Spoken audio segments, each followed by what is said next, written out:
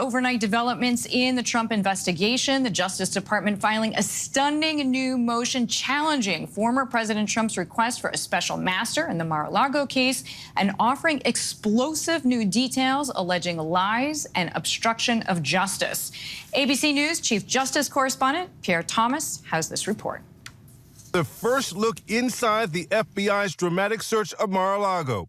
This photograph showing document after document labeled secret and top secret in bold red letters, recovered at an unsecured resort. Look closely, you'll see one labeled HCS, initials for Human Intelligence Control System, meaning it likely contains information about or the identities of U.S. spies and informants. DOJ's 36 motion challenging Trump's need for a special master also provides the most detailed narrative thus far of why the FBI took the extraordinary step of searching the home and offices of a former president. The new details include a rare submission of grand jury material from an ongoing investigation, revealing in May a grand jury subpoena was issued for classified documents stored at Mar-a-Lago. The filing describing how FBI officials went to the resort to pursue the material in June. DOJ suggesting that the Trump team was misleading at every turn. This filing includes a June 3rd document from a Trump attorney certifying that all classified documents had been turned over. But soon afterwards, the FBI uncovering multiple sources of evidence indicating that the response to the May 11th grand jury subpoena was incomplete and that the classified documents remained at the premises. And for the first time, startling specific allegations of obstruction of justice. According to the court filing, the FBI developed evidence that government records were likely concealed and removed from the storage room at Mar-a-Lago, and that efforts were likely taken to obstruct the government's investigation. Some of that classified material found in a series of desks in Trump's office. More than 100 documents recovered. Again, this after Trump's attorney had claimed that all the material had been turned over. DOJ officials claim Trump has little to no standing to request a special master review of documents based on issues of privilege. They said there could be no claim of executive privilege because the classified documents do not belong to Trump. They belong to the U.S. government. Deirdre? Pierre Thomas, thank you so much. I want to bring in right now ABC News senior investigative reporter Aaron Kotarski and former federal prosecutor and head of litigation at Bittrex, David Maria.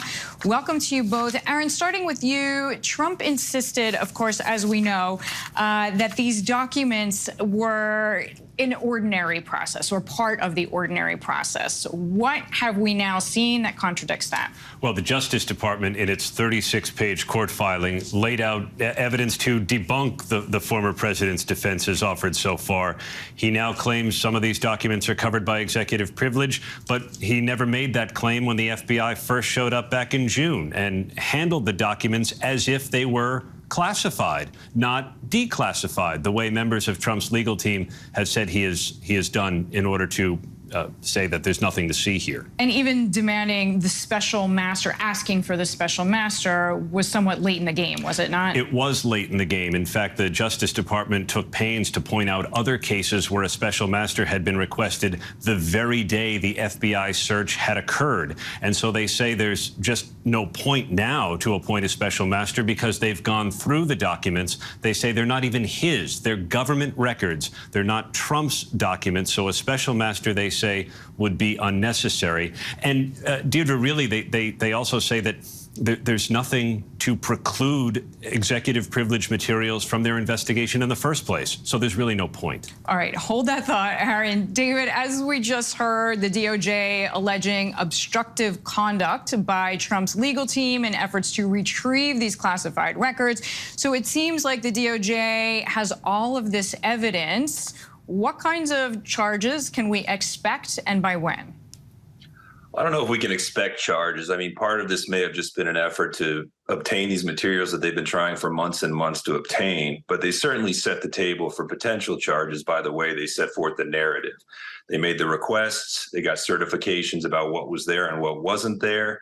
The photo that was shown about showing the records with the confidential markings and the covers on those, that was from his office. And from the government's filing, they made clear that they were told earlier that the materials were in the storage room. So that's part of their obstruction theory, probably, is that those materials were moved, or it was told to them improperly that they were in one place and not the other. So there are several avenues they can go, but it's still very preliminary in terms of what they would do. Okay, so several avenues that they could go. Aaron, what do we think comes next if you were a betting man? Well, we know that the Trump legal team has until the end of the day today to file a formal response. There'll be a court hearing tomorrow to hash this out. That could be rather dramatic, given the arguments that the Trump team has made, that the Justice Department has now tried to debunk.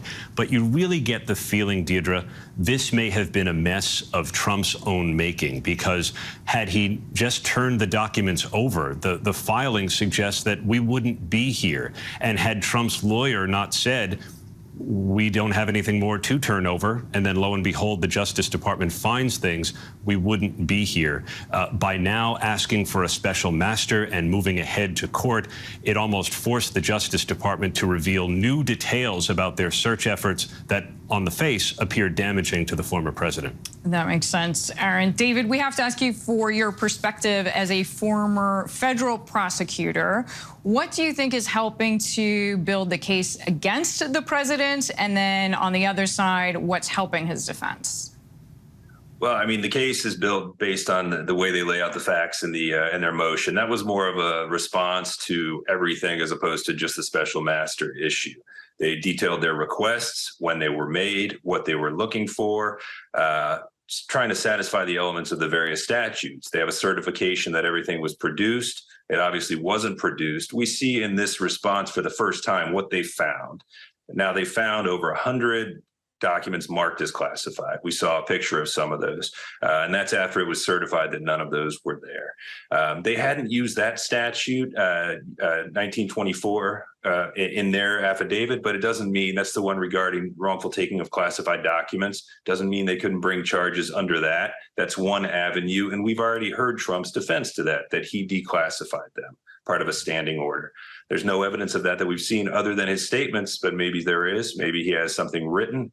The other avenue, and one thing we learned from this response, they didn't include any notice that the government found defense information. That was one of the statutes, the Espionage Act, that they included in the search warrant affidavit. Here, it didn't say they found defense information. That probably would have been an easier route for them to go because it doesn't require classification, just that they're defense related. So that would have gotten around Trump's argument that he had declassified all of that. Okay. And the last interesting point is the obstruction side, which we discussed earlier, which seems to be an avenue they're really interested in pursuing. David, thank you very much. Aaron, thank you. Glad to have you both. Hi, everyone. George Stephanopoulos here. Thanks for checking out the ABC News YouTube channel. If you'd like to get more videos, show highlights, and watch live event coverage, click on the right over here to subscribe to our channel. And don't forget to download the ABC News app for breaking news alerts. Thanks for watching.